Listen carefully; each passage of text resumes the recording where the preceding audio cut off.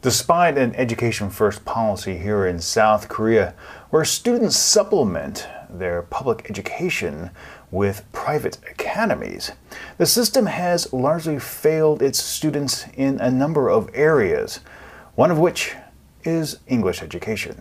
According to a recent article, South Korean students receive about 20,000 hours of ESL education, double the amount some say is requisite to become a master in any given subject. South Korea dumps nearly $18 billion a year into ESL education and has enough language institutes to have one for every nearly 650 students.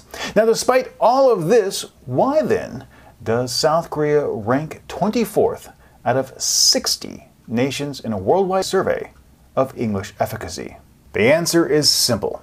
The resolution is not. No matter what the Ministry of Education, Science, and Technology does with assets in the classroom, Korea's ranking will change little. No amount of money or reduction in cost expenditures will change things. Hiring better teachers or using advanced curriculums won't help matters either. The only way for Korea to increase its adoption and fluency of English among its students is to better teach why learning English is important. When I ask my students why they're learning English, I typically get three answers.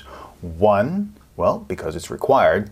Two, they want to talk to a foreigner. Or three, they want to watch an English language movie. Now, these are hobby-related answers, meaning that you can start or stop anytime you want. Chances are, as soon as you lose interest in learning a subject, you move on. So it's not really a driving force to learn. Non-English speaking countries who have mastered the language have done so because they see an intrinsic value into mastering English. They've realized that for economic growth and development, they must have mastery of English. Simply put, it's a pathway for a better life via international communication. That drive does not exist in South Korea, despite enormous pressure for academic success. Unless a long-term benefit is demonstrated, English education will be nothing more than a money pit in South Korea. South Korea has developed into an economic powerhouse despite not having fluency in English.